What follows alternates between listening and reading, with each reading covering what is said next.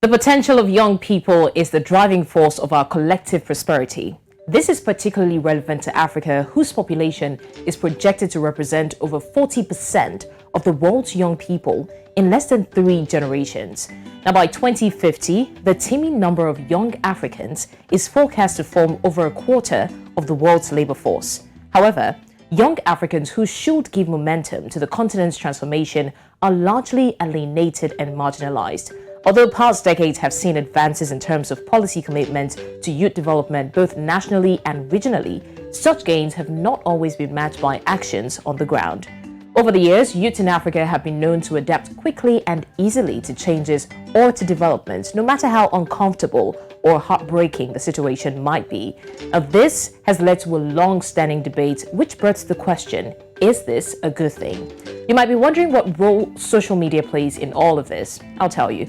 Countless times, issues have been raised in different countries of the African continent. Most of these problems are threats to living standards, threats to survival, and even worse still, threats to life. Surprisingly, what we see circulating on social media are the youth sharing memes and trying to make light of a situation. This, more than often, is not how they're able to, or is how they're able to pull through a particular challenge. But the question remains, does this seem like the youths are putting up a charade, or is this just a coping mechanism that they have adopted over time? This is Fafanua Afrika with me, Blessings Mosugu. It's a youth conversation show across the African continent, and it's a show that addresses topical issues as they relate to youth involvement and youth participation. Of course, it promises to be an insightful episode, so you don't want to go anywhere. Stay with us. News Central TV, Africa's #1 storyteller, has come with the best of both worlds. With a combination of news app and live TV, we ensure that you keep track of the latest headlines, breaking news, and in-depth analysis from professional journalists from around the continent. Download the News Central TV app on Android and iOS and get started today. Don't forget to follow us on News Central's social media platforms. News Central, Africa First. Now, Africa has the world's youngest population, and it's growing rapidly. At present, young people aged between 15 and 24 constitute 19.4% of the total population, while children under 15 years are nearly 41% of the total population. By sheer numbers alone, the choices, the opportunities, and the constraints of young people will continue to play a major role in shaping Africa's development. The 2030 Agenda for Sustainable Development and the Agenda 2063 underscores the importance of promoting rights of young people and meeting their needs in all their diversity. Engaging young people is central to the successful implementation of a transformative agenda in Africa. But the question is this a good coping mechanism? Or should the youths be more involved in policy formation and decision-making rather than spending time on social media? Well, today's episode is packed full of interesting guests, and you will allow me to introduce my first set of amazing guests. And by that, I'm talking about Ntsika Maweni, youth leader and volunteer at Rise Mzansi in the Eastern Cape Province. I don't know what follows next, but Eastern Cape Province in South Africa. Thank you so much, Ntsika, for joining us. Thank you so much, Blessings. It's a pleasure to be here. It's a pleasure to have you, of course. And in the studio with me, I have Taiwo Opeoluwa, Executive Director of Africa Bridge Initiative right here in Nigeria. Thank you so much, Taiwo, for joining us. Thank you, Blessing. Nice having you this afternoon. My pleasure. All right, let's dive into it. Now, I don't know if to say it's concerning, but over the years, we've seen a lot of times where African youths especially have been able to find their way out of, tough situations. And the way they do that is by being so engaged in social media, so engrossed in the posts, the memes, social media tweets and everything. And it's like they just laugh about the situation and forget that it exists in real life. So the question is it a good thing that Africans have adopted social media posts, social media memes, the tweets, the skits as coping mechanisms? And I would like to get your opinion, both of you. So let's start with you, Taiwo. Do you think it's a good thing that, the youth are so engrossed in social media, and when any serious issue comes up, they find a way to just laugh it off like it doesn't exist, or to just, make light of a situation? What do you think about that? All right. For youth in Africa, the challenges are enormous. The challenges are increasing day by day. The challenges are also increasing as a result of the population increasing annually, increasing quarterly, as we've seen from the UN figure every day. So for the youth on the social media, the first angle you look at is the tweet and all what we have on the social media is actually not just to have the fun of it, it's beyond the fun. Those social media tweets you're having is actually a business in disguise. For instance, someone has a challenge in Lagos, another person is tweeting about it, talking about it on his YouTube channel in Abuja or in Cape Town. So what does that mean? You're driving traffic on your social media handle. So on that line, it's another business entirely. So it's beyond just the fun, it's beyond just the being on the social media. There's a business angle to all the social media, to the Nigerian or Africa problems. Okay, but relating it to how youth react, because sometimes they now become so dormant, to the issues, especially political issues. For example, something is going on and nobody wants to voice out because they know that they can just, forget their problems and go on social media and laugh it off. Right? Do you think that that is a good thing beyond the business angle now? All right. So for the youth in Africa, being on the social media is good, but you have to also look at why am I going on social media? What is the challenge at hand? How do we solve the problem at hand? Social media is actually not the solution to the physical problem affecting an average youth in Nigeria. So what we need to do is to reinvent the solution within, looking at various research on what are the mechanisms I can put in place, what mechanism my team can put in place to ensure that we also influence the policy of the political leaders. So for the youth in Africa, we must be part of the policy formulation. Not just talking about the policy, not just talking about the challenges, but we must come on the table and discuss and also influence the decision process that will affect the next generation to come. All right, thanks for that, Taiwo. Now, Ntsika, what do you say about that? Do you agree, or do you think that it's not a coping mechanism and it's something that is, distracting the youth of Africa? So much blessings. I think it is a coping mechanism because social media is used as a tool to express one's worries or despair given the kind of situations that they find themselves in. Using a particular example of hashtag Fees Must Fall, majority of the youth at the time, who are still young people right now, use social media as a tool to communicate and educate other young people and other like age folk on the issues that are arising within the country. So most young people, especially in South Africa, use it as a tool to not only educate, but rather make light of a situation that is already dire, because we do understand that the language of protest has gone far beyond holding a picket sign and chanting war cries or war songs in order to get the representatives of government that have been democratically elected to account for the issues that arise. All right, thank you, Ntsika. I would also still want to know, do you think that they should stop at that? I mean, well, it's a good thing that they're trying to find a way to laugh off the situation, but you cannot pretend like the problem is not there, especially when it affects you, affects your future. So what else can they do beyond just laughing at memes on social media and avoiding the actual problem? I think it goes back to going back to the drawing board and actually educating one another as young people on who we should hold accountable, because it is quite clear that as much as we do see the issues, we really do not know who to run to or who to call to account, especially to those representatives who are in those positions of power to make the necessary changes.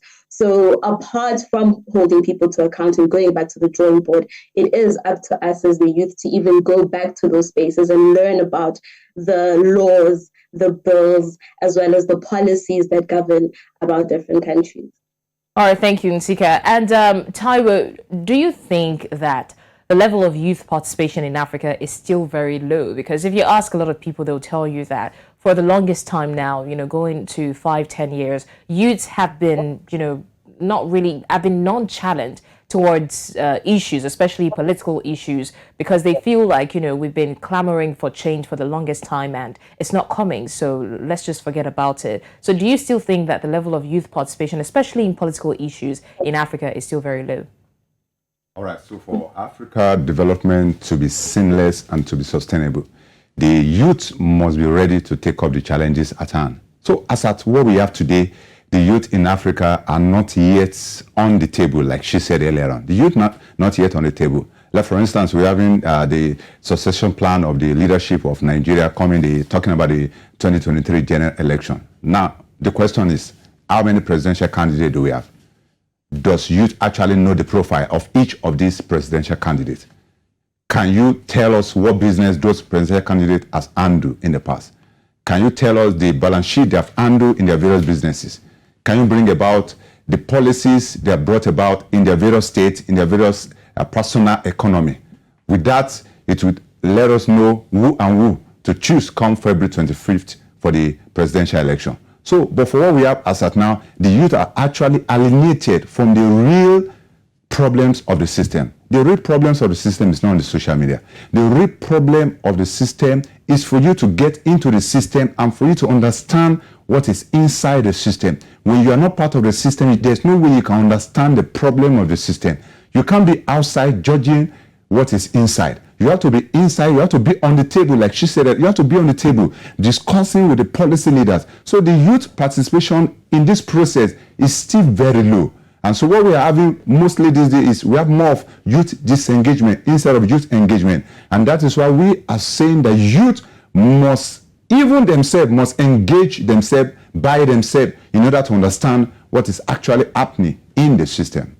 Very well said there. Right now, I want us to take a pause because, I mean, this is a conversation about youth. So we want to hear what the youths themselves have to say about this on the streets of Africa. So let's just take a little pause and take a listen.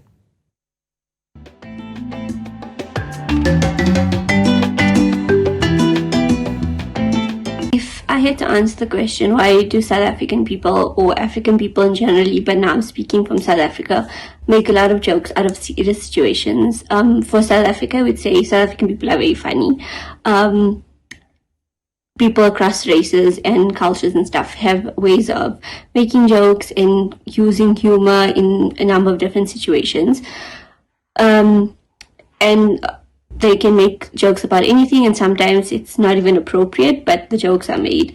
But I think specifically in South Africa, given our traumatic past, but also the current situation, politically, economically, socially, there's lots of problems, there's lots of issues, and there's lots of things to lose hope about. And jokes and using humor is a way of coping with these difficult situations. And I think that's why, especially on social media platforms, Twitter especially, you'd find a lot of humor because it's coping. Every Nigerian kind of has a very amazing sense of humor, which is why even when things are serious, we kind of always just find something funny out of it. It might look like, oh, why are we laughing about it? But naturally, we already have like an amazing sense of humor. Even when you're not seeing the funny part of situations, every Nigerian, have you seen Nigerian dads? Have you seen Nigerian parents? So it's something that has been passed on from generation to generation. So when the case is serious, it doesn't change anything. We're going to find fun in it. We're going to, if someone is giving an address and there's kind of blunder, we are going to find the fun part in it. So it's just in our nature because we just have a very interesting sense of humor.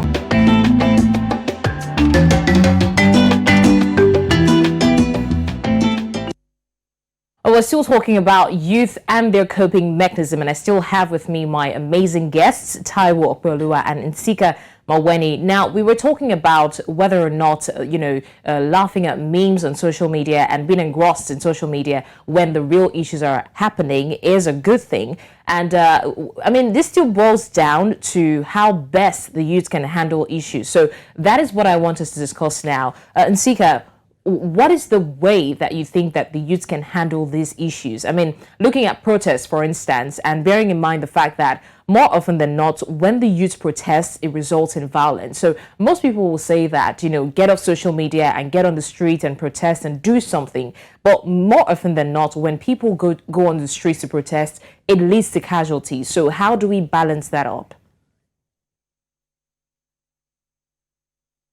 Thanks. So the language of protest has changed since the unrest of 2021, especially in South Africa. So more often than not, the youth is trying to navigate a new way to resist and almost raise the issues that are affecting them at hand, because we do see how protests often leads to casualties, and more often than not, the protest actions that we do participate in end up being targeted, because there is that understanding between the government, the media, as well as the citizens of the country, that should a particular population protest for 100 days, perhaps the government can easily say, we'll just function on day 101. So there are those journeys to navigate, but I think more often than not, especially with what we're doing with Rise Mzansi, is that we are going back to the drawing board. We are educating the youth from all walks of life. We are using different tools of protest. So we are moving away from the notion of going onto the streets and setting things on fire, but instead we're going back to the drawing board. We're using social media as a tool to communicate and educate. And for those who do not have access, we're still doing the door-to-door communication, so that by the time the national election season arrives in South Africa in 2024, the young South African is able to take their agency back, because that is what we're trying to fight for, to bring back the agency and use social media as a tool for change instead of a coping mechanism. All right, thank you for that, Ntsika. And I like that you emphasized on the power of social media. And that's why, Taiwo, I would want for us to talk about the transition between youth participating on the street and now, to a social media campaign. Now, some people will say that activities of the youth, in real life, real time has reduced. But if you look at it critically, they just transitioned, to social media. So much of the campaign now comes from or starts on social media. And then, that brings me back to the power of social media. So when we're trying to juxtapose between, online participation and campaigns and street campaigns, don't you think that social media is more powerful and has an edge over, street campaign, and also goes a longer way? Because a lot of times we see some protests erupt from different parts of Africa, and we see international bodies weigh in on the situation. They probably wouldn't have heard about it heard about it that quickly if there was no social media. So what do you have to say about that? All right, so for Africa, and especially for Nigeria, let's look at some figures. Now we're talking about 200 to 265 million Nigerians, and out of this, we're having more than 70 million youth. So what does that mean? If you're having a protest now, there's no way physically you can put up those 70 million youth to do a protest. That means not possible. Okay, so look at Lagos. They be one of the largest economy in Africa and the rest. So we're having more than 25 million people in Lagos, and we're having more than 10 million that youths. So if I'm to organize a protest in Lagos, that means not possible for me to put up 10 million youth in one place. And if I put up those 10 million youth in one place, it's not possible for United Nations to get to understand what we are trying to do. So with the power of social media in the 21st century, the youth have larger and more penetrative voice for the development of Africa. And that's what advantage we are getting from the social media. So if you're having a challenge in Lagos for now, in less than an hour, the entire world get to understand what is happening, where it is happening, and how it is happening, and who those problems are actually affecting. So social media has done a lot to improve the growth of youth in Africa. All right, very well said. Thank you so much, Taiwo. Now, another angle I'd like for us to look at this from, Ntsika, is the angle of, manipulating people into different activities, and I'll explain. Now, sometimes we see youth on social media bulldozing people into making certain decisions. You see someone post and says, if you know you love your country, if you know you're doing this, you're doing that, you'll get on the streets right now and do what needs to be done, which is good. It's, there's a place of motivation, but there's also the place of guilt tripping people into doing certain things that they originally wouldn't do. I mean, it's okay to say that if you want to protest on the street, go out and protest. If you can't, then maybe do your social media campaign. But sometimes you see a lot of people bulldozing people into into, even things that don't necessarily need protest. You see them, gathering as many youths as possible just to disturb the peace of a particular region, which shouldn't be done. So I want us to look at that angle of guilt-tripping people, manipulating people into doing things on social media, because it's only that possible on social media. You can't go from door to door telling people to come out and do things. But when you see so many hashtags flying around on social media, you just want to wait. Sometimes you don't even know what it is about, but because you want to be patriotic, you just want to weigh in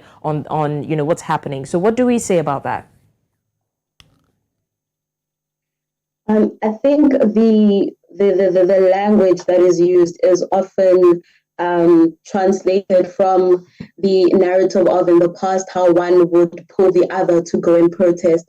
And if you were not seen on the streets, you would be regarded as weak. So in this particular case, there's now that breakdown in communication between the proactive activists who want to take the streets and the technical activists who want to cover the ground to make sure that the cause that we are fighting for spreads throughout. So what happens then is that there's a breakdown in communication where you hear the term, you're just a keyboard activist and you're not going to do anything but stay behind your keyboard and just text hashtags. So I think what needs to happen then is, again, going back to basics and actually analyzing what the cause is, what cause we are fighting for as a collective, and understanding that the different groupings of people who are coming to fight for this particular cause all come with different skills. So you are going to have those who are going to have the social in terms of having the number of followers on social media to gain the traction that is needed. And then you're going to get those who are physically able to go to the streets and actually gain the attention of those that we need to hold accountable. So I think more than anything, it needs to go back to the youth of the African continent in its entirety to actually go back and redesign the idea of what protest means to us and how we can further the causes that we want to fight for, because we do understand that going to the streets only leads to casualties in the century. All right, thank you for that, Ntsika. And I would still like for us to talk about, the issue of manipulation and guilt tripping. So, Taiwo, do you want to weigh in on this? Right. So for the manipulation that takes place more, especially on the social media. So the first thing you look at is that for everything that has advantage must always have a disadvantage. Mm-hmm. So one major disadvantage of the social media is we're having a lot of bullying and the rest, a lot of trying to make some negative sympathy here and there, and forcing people to believe in what you believe in, even though they don't even understand what you believe in. They don't even understand the angle at which you are coming up. So they are being forced to go in line with what you actually working on the social media. So the aspect of the ill aspect of it is one of the disadvantage of the social media. Don't forget, for everything that have an advantage also has a disadvantage. Thank you so much for that, Taiwo. And that being said, I want to thank both my guests, Taiwo Opeoluwa, Executive Director of Africa Bridge Initiative Nigeria. Thank you so much for joining me on the show today. Thank you. Nice being here today. Nice to have you. And I also want to thank Ntsika Maweni, the youth leader and volunteer at Rise Mzansi in South Africa, Eastern Cape Province, South Africa. Thank you for joining me on the show. All right. Thank you.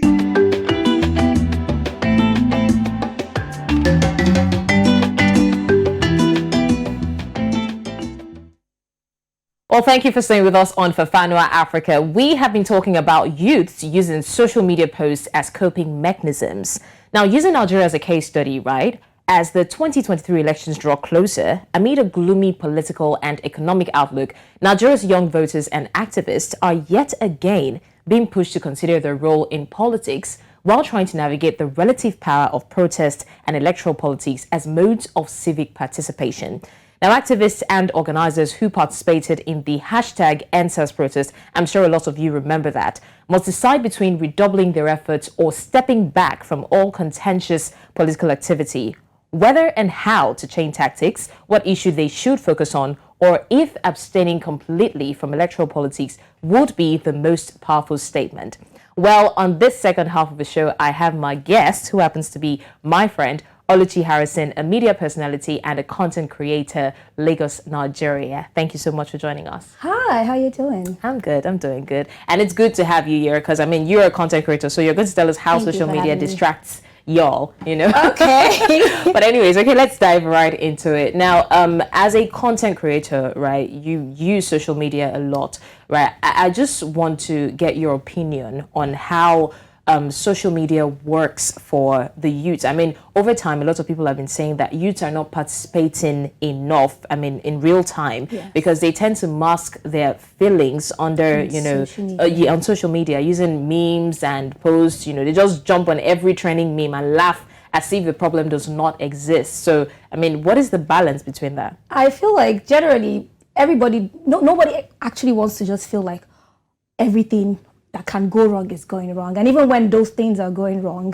that's why you said a coping mechanism. They want to just somehow like pamper all of it, hide it, because if you actually decide to take all of it in and face it as it is, sometimes it's just too much.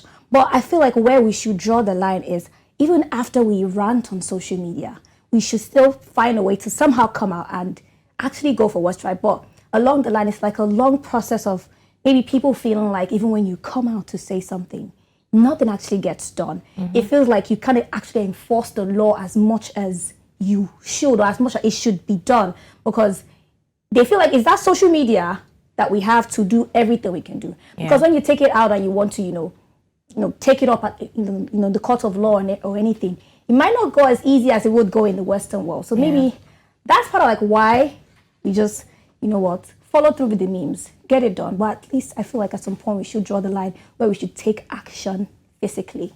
And, talking about the fact that sometimes you feel like what you want to be done doesn't get done. I feel like in this age and time where we prioritize mental health, a lot of people would not want to be actively involved. I'll use myself as an example, right? During the NSAS protest, I was at work, but somehow I just wanted to shut my mind off everything that was happening because there was too much chaos, too much, going on. And it was kind of affecting my own mental health because I was always on the news seeing these things happening. So at some point, I wouldn't even lie, I had to go off social media, right? If you judge based on, participating, I kind of didn't give my all at that point. But not everybody can handle situations the same way. I feel like everybody, like you said, handles situations differently. Some people want to be in the mix of it. I personally wanted to be there. I just couldn't be there at that time, for certain reasons attached. But some people want to be there. Some people don't want to be there, but want to support online. I know I can do everything online, but I cannot put myself there because I cannot take it on. Like you said, you wanted to just take that step back and just release the tension, while some people actually want to actively be there, because some people will say, I want it to be marked in history that I participated in this. Just like when there was the war and you can say, oh, your parents can come out and say, or certain parents or grandparents can be like, I fought in the war, I did this, I did that. And this change that we have today in Nigeria is because I was part of it. That's how some people are. While, other people will support online and cannot exactly, exert that type of energy there because it might be too much, as you said. Right. Well, so another angle I would want for us to look at this from is the angle of false narrative, right? Because it's a very dicey situation, especially with the introduction of social media. Something happens, for example, and then someone blows it out of proportion and spreads it on social media. So the person is telling us what happened and what did not happen, and we weren't there, but we want to fight for a just cause. So we're running with a false narrative. And at the end of the day, we're not fighting for a just cause, because what if the person were, let's say it's between two people or the government and one person, but we don't have the clear picture, or we're just fighting. So that is another danger of social media, because sometimes you just fight for a wrong thing. Yes, it is a danger of social media. That's why most times some journalists will say sometimes leave the journalism to the actual journalists to bring out the stories that are correct, because these journalists actually go out of their way to get every single detail that is necessary to pass that information. Now, there's always two sides to a story, or maybe three sides actually. One person's side, the other person's side, and the actual matter that happened. And most times when we have all three sides, it's easier to judge. So, but because it's social media, everybody wants to, quickly put out their opinions, quickly, make their statements. And while it is hot, you want to put your word out there. Sometimes people tend to forget that at the end of the day, it's not this one side that you hear that is the actual point. But that's the only the slight downside. Well, I mean, I wouldn't say slight downside because there's yet another angle. And I mean, so this is the thing, right? Social media is a place where any and everything can trend, right? Yes. So, for example, something happens today and everybody's actively, fighting for it, human rights, the rights of the people and everything. And in the next 24 hours, there's something different trending, right? So that is another danger, if I should say, because if you ask some people, especially millennials, who believe in going out on mass to protest, they'll tell you that it is more powerful to have the youth in one place with one voice protesting. But now we have social media. Yes, it is, vast and it covers more ground. But at the end of the day, we're protesting on social media, campaigning, and any little distraction, everybody has come up and take things. Yeah. But it's been scientifically proven that the attention span in this generation, in this time, is shorter. So that's why, when they bring out, social media apps like TikTok, where that everything happens in the next 7 seconds, in the next 3 seconds, it just makes people even want more of that that serotonin that they get when they just see something really quickly and follow through with it. It's the attention span, you'd say, because most people do not want to sit back and take in stuff. Most times when you have a video or something online that is educational, but it's like maybe 5-7 minutes long, you wouldn't have a lot of people watching it to the end. But if it's like quick, short, 7 seconds, even if it's something you're teaching, 7 seconds, it's that attention span that has actually, shortened. I mean, for the past few years now, that's what it's been. So and it's not just about it's really, really on the Gen Z generation, but it's not just about them. It's also transcending to other, the other generations, the millennials, the Gen X, because that's what we see on social media.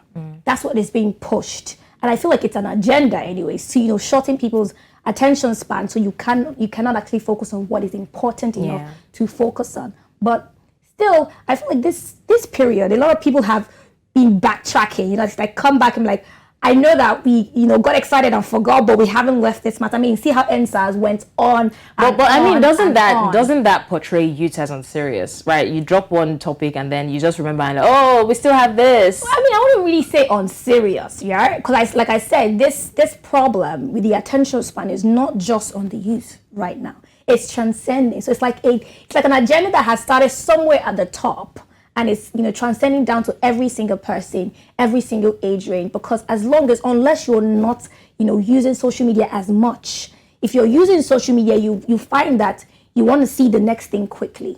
Only a few people, maybe the Gen X or the boomer generations would sit and watch something of 5-7 minutes on social media because they were and they want to respond to it because Gen Zs don't have the time to respond. No, as long as it's more than 30 seconds at most this time. But if you don't catch their attention in the first 7 seconds, you tend to lose these people. So it's not, it's really bad on the Gen Z generation, but the millennials, the Gen X, the boomers, all the generations are affected. Maybe the boomers are still not completely affected. I feel like it's a general, human target right now that is going on. So I'm not against social media, but there is yet another challenge, right? That people will say, I don't want to personalize this, but there is also the issue of guilt tripping and manipulation going on social media. Right? Let's also use the NSAS, for example. You mentioned that you wanted to be there, but you couldn't be there. Do you know how many people happened to be there that didn't even exactly know what was going on? And it's because on social media you hear so many things like, hashtag NSAS, if you love your country, you'll be out here. If you're not out here, that means exactly. So there's this manipulation going on that if you're not actively involved, then you feel alienated, you feel like you don't belong, and it just really drives home the fact that social media is another, I mean, not me. I didn't say I get your point on that. That's actually a solid point. But at the end of the day, I feel like it also boils down to the individuals. Now, we're in a generation where everybody is focused on what social media has to say about them or what's trending on social media. There are a lot of people that do not have their own personal ideologies that they stick to regardless of what is going on outside. So that's why I say it boils down to the individuals. People need like a restructuring of their mindset. Because you see how you go on social media, like, this is the way it's going on now. This is what is hot right now, so you have to be doing it. This is the trend that's going on, you have to be doing it. At the end of the day, it's like, it's transcended over time, But it's one thing that people need to actually train themselves to understand that whatever is going on, if I decide to be involved in that particular thing, great. And if I cannot do it, it's not a killer move. When people say, okay, on social media, what's trending right now is that you have the hottest car, you have the hottest this, you have that. And then some youth these days who want to go out of their way because social media makes you feel like you need it. And they forget that at the end of the day, social media is somewhat a facade. Mm-hmm. It's what people put out there. Right. So even if it might not be real, no matter how much you try to put your all into it, most times might not be real. Some things are real, but some things are not real. So you have to personally tell yourself, I cannot be ruled by these decisions. If I can make it to that protest or to that activity, yes, fine. But if I cannot make it, I will not go out of my way for something I do not understand or do not believe in at the same time. All right, so let's talk about personal ideologies. That's one thing you said that caught my attention. And it also brings me to, wondering about the whole people not having their own stance, their own personal stance. They're not strong enough. And there's this narrative now going on where people blame who people blame. People support who people support. And by that, I mean, everybody wants to be represented, but nobody really wants to represent, right? So nobody wants to be in the forefront, but everybody wants to, you guys go and support us. You guys do this and do that. So at the end of the day, we're still, bringing it back to, do the youth really want to be active participants, especially in politics? Or do they just want to hide behind somebody and just, lament and push out, their own words? I feel like it might not be just the youth. It's a general ideology. People normally, not everybody can stand in forefront. Now, there are different types of people, and there are different temperaments of people. We have cholerics, we have melancholies, we have sanguines and phlegmatic people. Now, there's some of this temperaments that want to be seen in forefront. The cholerics will always want to be in forefront, and they're very ready to, do the whole thing. While there's some people that will be like, I will support you from behind, mostly the flags, they're ready to support you. They can come out with you, but might not be there. So it boils down to the people as well. Some people are ready to go out on the field, while some people dread the field, but they will support you from wherever. So it might not be that they do not want to be active or participate physically, but they're not capable. It's like an inability that they have, and they cannot control it at that time. Okay, very well said then. All right, talking about social media and tweets, it's time for us to go on social media. I mean, don't bite me. It's not my fault that I've been against social media, but it's time for us to go on social media and see what people are saying about this particular issue. All right, so Miracle says, nobody will borrow you money, even your helper no get. In as much as they're laughing, it's not funny. Nigerians just have a way of turning hardship into cruise and comedy, just not to die out of frustration, which honestly is very true. I mean, mental health issues is real. Another person says, Nigerians can make a joke out of any, in capital letters, situation. And then they put a meme and says, my parents arguing and fighting whether I should be a lawyer or a doctor. Me, we won't do POS. That means, I mean, I don't even know how to translate it in actual English. But yeah, so this is one of the typical examples of the things that we're talking about, right? This should be a major issue. But, Nigerians just know how to make light of a situation, which is a fantastic coping mechanism, if I do say so myself. Now, Oladipupo Deborah says, Nigeria is a cruise country. We make our comedy through dark experiences. I wonder if all of these strategies by citizens will ever lead to genuine change. Sometimes it's a safety cover for people's frustrations. Well, I mean, that is another aspect that we might talk about, the fact that people mask their pains behind laughters and all of that. But anyways, we'll come back to that. And the last person, Victor Oluwayemi, says, Nigerian politics and humor, that means they're 5 and 6. Comedy humor is what hasn't made many Nigerians commit suicide, linking to what I just said. But yeah, anyway, let's come back to the conversation. Right, I think that we have our second guest now, if I'm correct. So we have joining us right now, apologies, just give me a minute. Okay, we have joining us Nwali Desmond, a business consultant and political strategist. If you can hear me, Desmond, thank you for joining me on the show.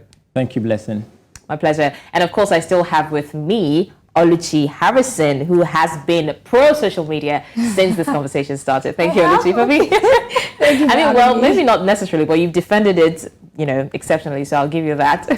But anyway, so let's talk about the issue of masking feelings behind social media tweets and posts. Desmond, now, so many times you see people laugh about memes, about things that are happening. Some people are, genuinely interested in just forgetting the issue and laughing about it. But other people just want to mask their feelings. They're still very sad. They're still very depressed about the situation. But they join, the majority and laugh about it. So at the end of the day, we're having more cases of depression than, actually bringing yourself out of that situation. So I would like to get your point on that, your opinion on that.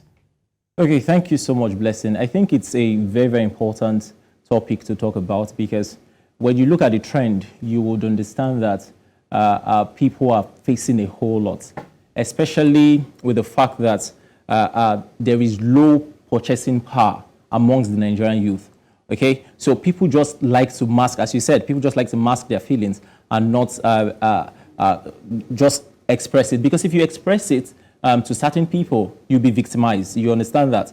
And another thing that we do as a coping mechanism is to just hide under what they call is comedy shows and the likes. But what I think we should do right now, I think we are not talking about therapy enough in this country. I think we are not doing that. We should be talking about therapy. A whole lot of people should be going through therapy right now. Recently, there's something trendy. I'm not going to mention name. I'm sure you know about that, where somebody that is supposedly a role model to young people is coming out to say certain things that would influence the young people wrongly.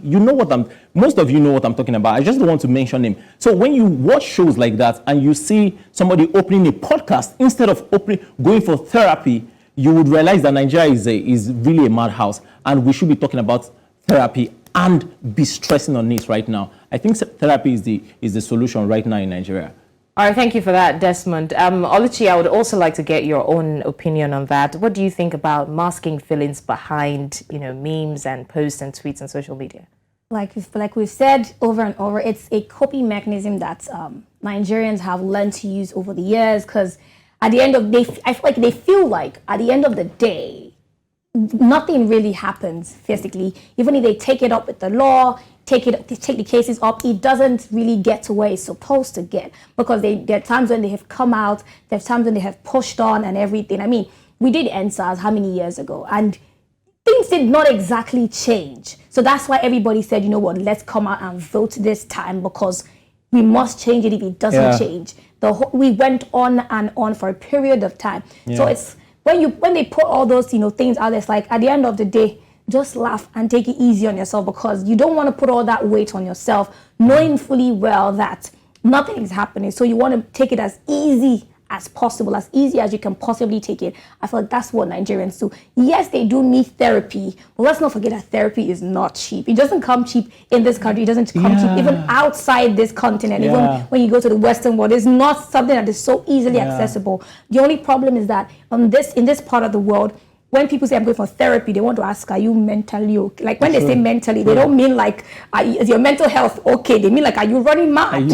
You get? So those are the problems. So Nigerians kind of look down on therapy, thinking like, oh, something has to be seriously wrong with you for you to, go for therapy and all of that. But at the end of the day, it's a coping mechanism that they just try to hold on to them. Well, I mean, talking about memes, right, and therapy, I remember seeing something very funny on social media where they say in Nigeria they expect you to go for therapy, but your therapist is telling you that if you don't listen, they will tear your shirt and give you a slap. So even the therapists in Nigeria are going through a lot. So I mean, at the end of the day, who will help us? But back to the conversation, Desmond. What do we say about the fact that people's freedom is now being impeded? To be honest, I mean, on social media now, we've been talking at length about campaigning on social media, but some time ago in this part of the world, a young man was arrested and made to apologize for putting up a certain tweet about a prominent person like Desmond. I will not mention name, but we know what we're talking about, right? So that there's also that issue of impeding people's rights to, freedom of speech, or in this case, freedom of tweeting or posting on social media. So how do we balance that? I think, Oluchi, I'll borrow from what Oluchi said. It's very, very simple. Let's just go out and vote the right people into power.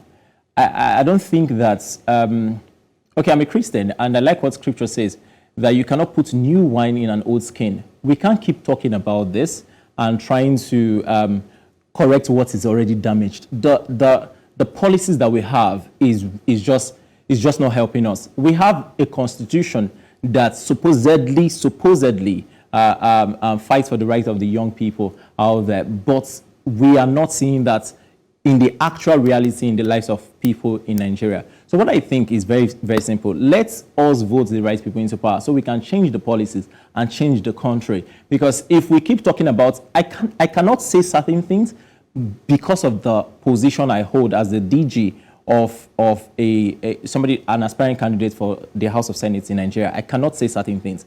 But what I can say for sure is the fact that we just need to vote the right people. That's all I can say. Vote the right people. Go out. Don't let them use fear and intimidation to make you not want to vote on Saturday and in 2 weeks' time for the governorship election. Please just go out and vote. That's what I can say right now.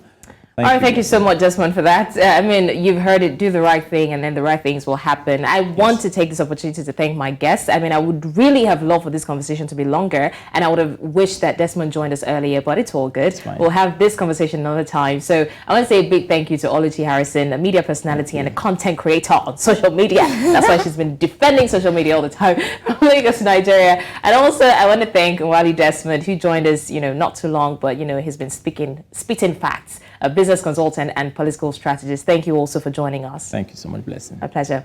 Now, quotes help us understand, helps us inspire, be inspired, motivate us and clarify, and also show different approaches to issues around. And that's why we'll be taking you through some relevant quotes as they relate to the rights that the youth have when it comes to using social media and maybe using it as a coping mechanism. Do take a look.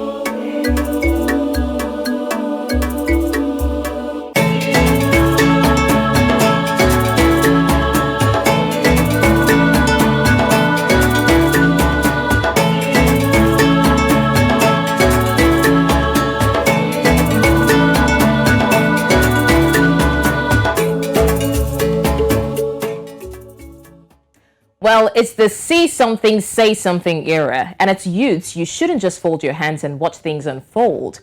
Be involved and be active. Yes, there are gray areas when it comes to social media involvement, but it's dicey altogether, and that does not stop you from using your voice or, well, your tweet and post in this case to effect change. But in all, let your moral compass be intact. It's been an amazing 1 hour packed program, and thanks to both our guests, or 4 of our guests for that. Join us again next week for another exciting episode of Fafanua Afrika. Till then, my name is Blessings Mosugu. Do have a lovely day.